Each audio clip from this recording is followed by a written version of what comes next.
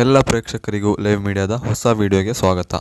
ಇಂದಿನ ವಿಡಿಯೋದಲ್ಲಿ ನಾವು ಹೇಳುವ ವಿಷಯ, ಈಗ ಭಾರತದಲ್ಲಿ ಪ್ರಸ್ತುತವಾಗಿ ನಡೆಯುತ್ತಿರುವಂತಹ ಭಾರತ ಪಾಕಿಸ್ತಾನ ಸಂಘರ್ಷದಡಿಯಲ್ಲಿ ಸಿಂಧೂರ್ ಆಪರೇಷನ್ ಎಂಬ ಹೆಸರಿನಲ್ಲಿ ಭಾರತವು ಪಾಕಿಸ್ತಾನಕ್ಕೆ ನೀಡುತ್ತಿರುವಂತಹ ತಿರುಗೇಟಿನ ಕಥೆಯಾಗಿದೆ. ಅದಕ್ಕಿಂತ ಮುಂಚಿತವಾಗಿ ಈ ಚಾನಲನ್ನು ನೀವು ಮೊದಲನೇದಾಗಿ ಕಾಣುವುದಾದರೆ ಕೆಳಗೆ ಕಾಣುವಂತಹ ಸಬ್ಸ್ಕ್ರೈಬ್ ಬಟನ್ ಅನ್ನು ಒತ್ತಿ ಹತ್ತಿರದಲ್ಲಿರುವಂತಹ ಬೆಲ್ ಐಕನ್ ಅನ್ನು ಕೂಡ ಹೊಡೆಯಿರಿ.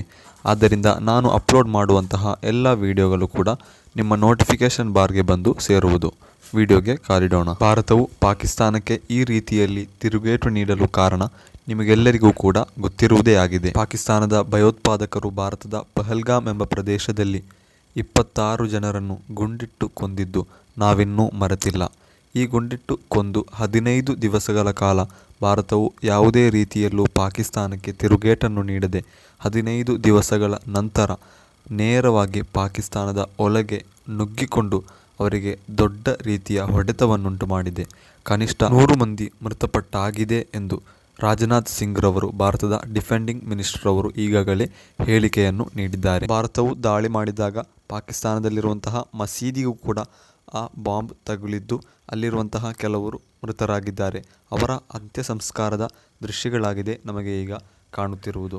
ಅದೇ ರೀತಿಯಲ್ಲಿ ಆ ಪಾಕಿಸ್ತಾನದ ಜನರು ಈ ಕುರಿತು ಪ್ರತಿಕ್ರಿಯೆಯನ್ನು ಕೂಡ ನೀಡಿದ್ದಾರೆ. 2-3 ಶೆಲ್ ದಾಳಿಯು ನಡೆದಿತ್ತು. 2-3 ಡ್ರೋನ್ಗಳು ಭಾರತದ ಕಡೆಯಿಂದ ಪಾಕಿಸ್ತಾನಕ್ಕೆ ಆಗಮಿಸಿ ಈ ಮಸೀದಿಯ ಮೇಲೆ ಅದು ಬಂದು ಬಿಟ್ಟಿತು. ಆಗ ಆ ಮಸೀದಿಯ ಒಳಗಿರುವಂತಹ ಕೆಲವರು ಮೃತಪಟ್ಟಿದ್ದಾರೆ ಎಂಬ ಒಂದು ವಿವರಗಳನ್ನು ಇವರು ನಮಗೆ ನೀಡುತ್ತಿದ್ದಾರೆ.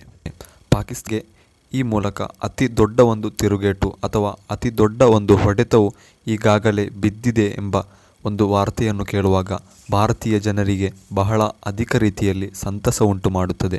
ಯಾಕೆಂದರೆ ಈ ಪಹಲ್ಗಾಮ್ ಅಟ್ಯಾಕ್ ಮಾತ್ರವಲ್ಲ, ಭಾರತ ಪಾಕಿಸ್ತಾನ ಸಂಘರ್ಷವು ಪ್ರಾರಂಭಿಸಿ ಅದೆಷ್ಟೋ ದಶಕಗಳೇ ಆಗಿದೆ.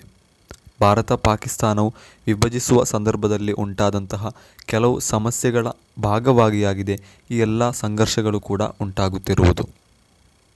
ಕಾರ್ಗಿಲ್ ಯುದ್ಧದ ನಂತರ ಭಾರತಕ್ಕೆ ಪಾಕಿಸ್ತಾನದ ಭಯೋತ್ಪಾದಕರು ಅನೇಕ ರೀತಿಯಲ್ಲಿ ಉಪಟಳಗಳನ್ನುಂಟು ಮಾಡಿ ಅನೇಕ ಭಾರತೀಯರನ್ನು ಹತ್ಯೆಗೈದಿದ್ದರು. ಆದರೆ ಭಾರತ ಸರ್ಕಾರವು ಯಾವುದೇ ರೀತಿಯ ತಿರುಗೇಟನ್ನು ನೀಡಲು ಹೋಗದೆ ಸುಮ್ಮನಿತ್ತು. ಆದರೆ ಈ ಪಹಲ್ಗಾಮ್ ಅಟ್ಯಾಕ್ನ ನಂತರ ಅತಿ ದೊಡ್ಡದಾದಂತಹ ಒಂದು ಸಂಘರ್ಷವನ್ನು ಅವರೊಂದಿಗೆ ಉಂಟು ಮಾಡಿ ಅವರನ್ನು ಹತ್ಯೆ ಮಾಡಲಾಗುತ್ತಿದೆ. ಇನ್ನು ಯಾವ ರೀತಿಯಲ್ಲೂ ಕೂಡ ಇಂತಹ ಸಂಘರ್ಷಗಳು ಮರುಕಳಿಸಬಾರದು, ಭಾರತೀಯರ ಹತ್ಯೆಯಾಗಬಾರದು, ಅವರಿಗೆ ಹೆದರಿಕೆಯು ಬೇಕು ಎಂಬ ರೀತಿಯಲ್ಲಿ ಭಾರತ ಸರ್ಕಾರವು, ಭಾರತದ ಸೇನೆಯು ಅತ್ಯುನ್ನತ ರೀತಿಯಲ್ಲಿ ಪಾಕಿಸ್ತಾನಕ್ಕೆ ಹೊಡೆತಗಳನ್ನು ನೀಡುತ್ತಿದೆ. ತಾಜ್ ಹೋಟೆಲನ್ನು ಬ್ಲಾಸ್ಟ್ ಮಾಡಿದ್ದು, ಪುಲ್ವಾಮಾ ದಾಳಿ, ಅದೇ ರೀತಿಯಲ್ಲಿ ಪಹಲ್ಗಾಮ್ ದಾಳಿ, ಇಂತಹ ಅನೇಕ ದಾಳಿಗಳನ್ನು ನಡೆಸಿ ಭಾರತೀಯರನ್ನು ಮಾಡುವಂತಹ ಅನೇಕ ಕಹಿ ಕೃತ್ಯಗಳನ್ನು ಪಾಕಿಸ್ತಾನದ ಉತ್ಪಾದಕರು ಮಾಡುತ್ತಲೇ ಬಂದಿದ್ದು, ಈ ಉತ್ಪಾದಕರಿಗೆ ಪಾಕಿಸ್ತಾನ ಸರ್ಕಾರವು ಸಪೋರ್ಟನ್ನು ನೀಡುತ್ತಿದ್ದು, ಅದಕ್ಕೆ ಬೇಕಾಗಿ ಆಗಿದೆ ಇಡೀ ಪಾಕಿಸ್ತಾನಕ್ಕೆ ಭಾರತವು ದೊಡ್ಡ ರೀತಿಯ ತಿರುಗೇಟನ್ನು ನೀಡುತ್ತಿರುವುದು. ಈಗಾಗಲೇ ಆಪರೇಷನ್ ಸಿಂಧೂರ್ನ ಭಾಗವಾಗಿ ಅನೇಕ ಗಳು ಪಾಕಿಸ್ತಾನಕ್ಕೆ ಹೋಗಿ ಅವರ ಅನೇಕ ಭೀಕರವಾದಿ ಅಥವಾ ಭಯೋತ್ಪಾದಕರ ಕೇಂದ್ರ ಶಿಬಿರಗಳನ್ನು ಹೊಡೆದುರುಳಿಸಿದೆ.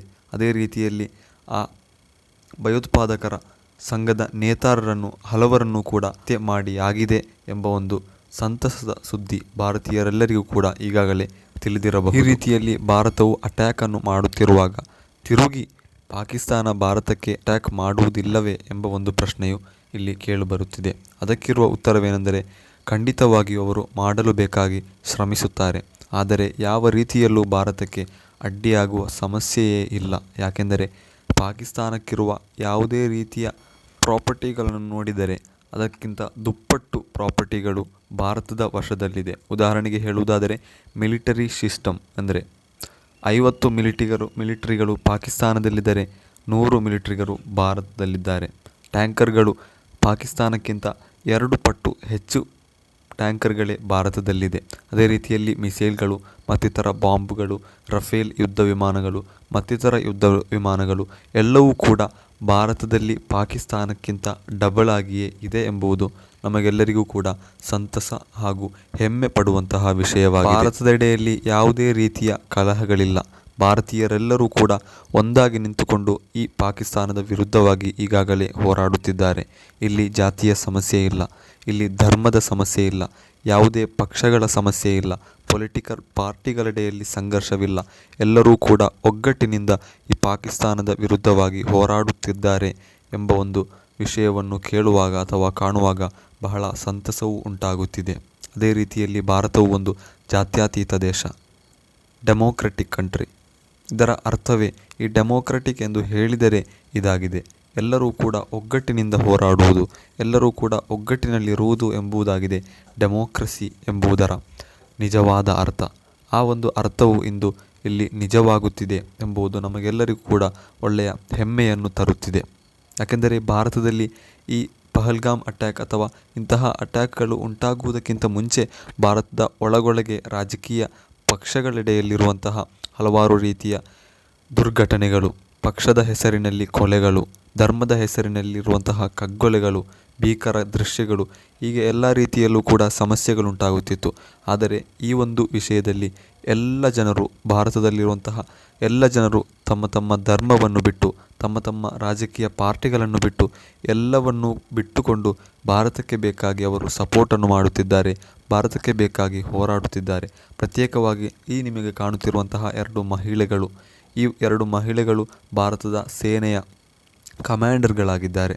ಇದರಲ್ಲಿ ಒಂದು ಮಹಿಳೆಯು ಸೋಫಿಯಾ ಖುರೇಷಿ ಎಂಬ ಹೆಸರಿನಲ್ಲಿ ತಿಳಿಯಲ್ಪಡುತ್ತಾರೆ. ಇವರು ನಮ್ಮ ಕರ್ನಾಟಕದ ಸೊಸೆಯಾಗಿದ್ದಾರೆ. ಆದ್ದರಿಂದ ನಮಗೆಲ್ಲರಿಗೂ ಕೂಡ ಕರ್ನಾಟಕದ ಒಬ್ಬರು ನಮ್ಮ ದೇಶಕ್ಕೆ ಬೇಕಾಗಿ ಹೋರಾಡುತ್ತಿರುವಾಗ ಕರ್ನಾಟಕದ ಜನರಿಗೆ ಎಲ್ಲರಿಗೂ ಕೂಡ ಹೆಮ್ಮೆಯಾಗಿದೆ. ನಾವೆಲ್ಲರೂ ಕೂಡ ಹೆಮ್ಮೆಯಾಗಿರಬೇಕಾದಂತಹ ಒಂದು ನಿಮಿಷವಾಗಿದೆ ಈ ನಿಮಿಷ ಎಂಬುದು. ಇನ್ನು ಪಾಕಿಸ್ತಾನದ ಈಗಿನ ಅವಸ್ಥೆ ಏನೆಂದು ಕೇಳುವಾಗ, ಪಾಕಿಸ್ತಾನದ ಪ್ರಧಾನಿಯು ಊರು ಬಿಟ್ಟು ಓಡಿ ಹೋಗಿದ್ದಾರೆ ಎಂಬಂತಹ ಒಂದು ವಿವರಗಳಾಗಿದೆ ಈಗ ನಮಗೆ ಲಭಿಸಿಕೊಂಡಿರುವುದು. ಯಾಕೆಂದರೆ ಅವರು ಸೌದಿ ಅರೇಬಿಯಾಗೆ ಅಥವಾ ಬಹ್ರೈನ್ಗೆ ಅವರು ಪಲಾಯನ ಮಾಡುತ್ತಿದ್ದಾರೆ ಎಂದು ನ್ಯೂಸ್ಗಳಲ್ಲಿ ಕಾಣುತ್ತಿದೆ. ಅವರು ಭಾರತದಿಂದ ರಕ್ಷೆ ಹೊಂದಲು ಬೇಕಾಗಿ ಹೋಗಿದ್ದಾರೆಯೇ ಅಥವಾ ಅಲ್ಲಿಂದ ಸಹಾಯವನ್ನು ಕೇಳಲು ಹೋಗಿದ್ದಾರೆಯೇ ಎಂಬುದರ ಕುರಿತು ಕ್ಲಾರಿಫಿಕೇಷನ್ ಲಭಿಸಬೇಕಿದೆ.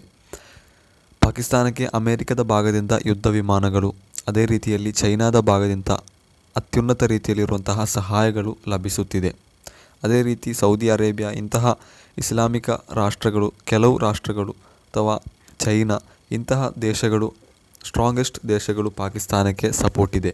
ಆದರೆ ಅದಕ್ಕಿಂತ ದುಪ್ಪಟ್ಟು ಶಕ್ತಿ ಇರುವಂತಹ ಅಮೇರಿಕ, ರಷ್ಯಾ, ಇಸ್ರೇಲ್ ಇಂತಹ ದೇಶಗಳು, ಪ್ರಮುಖ ದೇಶಗಳು ಭಾರತದ ವಶದಲ್ಲಿದೆ. ಅಂದರೆ ಸ್ವಾಧೀನಿಸಿದೆ, ಭಾರತವು ಅಂತಹ ದೇಶಗಳನ್ನು ಸ್ವಾಧೀನಿಸಿದೆ ಎಂಬುದು ಸಂತಸದ ಸುದ್ದಿಯಾಗಿದೆ. ಭಾರತಕ್ಕೆ ಯಾವುದೇ ರೀತಿಯಲ್ಲಿಯೂ ಕೂಡ ಪರಿಣಾಮಗಳು ಉಂಟಾಗಲು ಸಾಧ್ಯತೆ ಇಲ್ಲ ಎಂದು ಹೇಳುತ್ತಾ ನಾವು ಇದನ್ನು ತಳ್ಳಿ ಹಾಕಿದರೆ ಭಾರತವು ನಾಶವಾಗಿ ಹೋಗುವುದು ಖಂಡಿತ. ನಾವೆಲ್ಲರೂ ಕೂಡ ಡಿಫೆಂಡ್ ಆಗಿ ನಿಲ್ಲಬೇಕು, ಅದನ್ನು ಪ್ರತಿರೋಧಿಸಬೇಕು. ಗಡಿಗಳಲ್ಲಿ ಸೈನಿಕರು ಅತ್ಯುನ್ನತ ರೀತಿಯಲ್ಲಿ ಇನ್ನೂ ಕೂಡ ಸ್ಟ್ರಾಂಗ್ ಮಾಡಬೇಕು. ಈ ಅರಬ್ಬಿ ಸಮುದ್ರದ ಈ ಭಾಗದಿಂದಲೂ ಕೂಡ ಯುದ್ಧ ವಿಮಾನಗಳು ಬರಲಿರುವ ಸಾಧ್ಯತೆಗಳು ಸ್ವಲ್ಪವಾದರೂ ಇದೆ. ಆದ್ದರಿಂದ ಕರ್ನಾಟಕ, ಕೇರಳ, ತಮಿಳುನಾಡು, ಮಹಾರಾಷ್ಟ್ರ ಇಂತಹ ಸ್ಟೇಟ್ಗಳು ಕೂಡ ಜಾಗೃತೆಯಿಂದ ಇರಬೇಕಾದದ್ದು ನಮ್ಮೆಲ್ಲರಿಗೂ ಕೂಡ ಅನಿವಾರ್ಯವಾದ ವಿಷಯವಾಗಿದೆ. ಆದ್ದರಿಂದ ನಾವೆಲ್ಲರೂ ಕೂಡ ಯಾವುದೇ ರೀತಿಯ ಹೆದರಿಕೆ ಇಲ್ಲದೆ ಜಾಗರೂಕರಾಗಿ ನಿಲ್ಲಬೇಕು ಎಂದು ಹೇಳುತ್ತಾ ಪುಟ್ಟ ವಿಡಿಯೋಗೆ ವಿರಾಮ. ಇಂತಹ ವಿಡಿಯೋಗಳು ಲಭಿಸಲು ಬೇಕಾಗಿ ಸಬ್ಸ್ಕ್ರೈಬ್ ಮಾಡಿ.